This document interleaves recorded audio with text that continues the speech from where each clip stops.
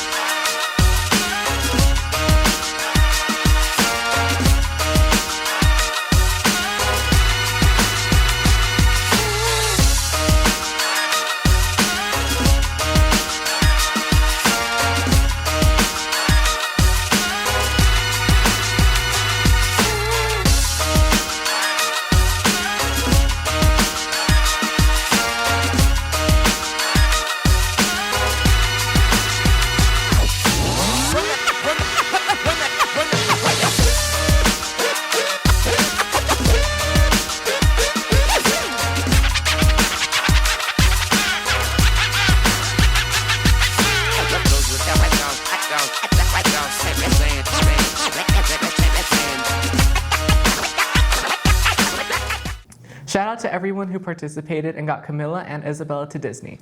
Our student body is full of so many talented people, like the choir students who made their mark at the state level. A couple weeks ago, the choir students went to the All-State Choir, and we got to talk to them a little bit about their experience. Roll the clip. Overland is home to many students who make their mark at the state level. And most recently, a select group of choir students joined those ranks. The singers mentioned the long process to get to All-State, including 2 auditions full of difficult music and sight reading. Here's what they had to say. The audition process looked like preparing multiple things. We had to prepare an art song, and then we had to also perform scales in front of our judge, and then also sight reading and things along of that nature. The second audition, which was the fun part, which is when you got to get all your music and you had to learn it and memorize it. Then they gave you 2 of your songs, and you had to sing them. You had to sing little excerpts of those songs. The group got to participate in choirs with students from all around the state, creating new bonds and improving their craft. The different atmosphere compared to singing at Overland, I personally enjoy singing at Overland more because it just feels more personal. And at Allstate, everyone did was very musically proficient, but the music itself felt less alive than when I sing with Overland. I'd say the difference at Overland is, I guess you just feel a little bit more close-knit because like you see those people every day than at Allstate. But Allstate, people were much nicer than I was expecting them to be and much more down to earth than I was expecting them to be. And so that was really cool. So we kind of got close by the third day. I definitely learned something new at Allstate with my voice. That was the first time I had full voiced and like really projected and sang with like full power in my entire choir life. Overall, the experience solidified the importance of music to these students for years to come, even after they leave Overland. I think this opportunity has affected my outlook on singing in the future by the fact that it's reminded me why I love to sing, and I think it's made me want to keep singing in my life in the future. Like, obviously I'm not going to school for choir or like music, but I think it's definitely reminded me why I want to keep choir and singing in my life. It hasn't changed anything. It's more just strengthened the fact that I'm going to go into music in college and stuff. Congrats to all our All-State Choir students for singing their hearts out and representing Overland. Not only that, but 2 students, David and Patrick, were selected for the All-State Jazz Choir the week before. This is Allison signing off. What an incredible group of singers. Speaking of which, Allison, do you want to know what chorus is paying? What? Harmony. Riveting. Now we're passing it over to Amal and Riviera for the rest of our announcements. Hi, I'm Kiara. And I'm Amal. We'll be taking over for the rest of the video. To continue, we interviewed the Chinese club to learn more about the Lunar New Year, which began on February 17th. Roll the clips. Celebrations and traditions are a big part of student life at Overland. This week, students welcome Chinese New Year, a holiday that marks the beginning of the lunar calendar. We spoke with members of the Chinese club who explained the meaning behind the holiday and how they celebrate it. Chinese New Year is what Chinese culture has recognized as the New Year, since China for centuries has had a different calendar than what we would normally go by. I feel like a lot more preparation goes into it because of all the specific traditions that sometimes aren't followed. It's not only celebrated in China, it's in several other Asian cultures like Malaysia, Vietnam, North and South Korea.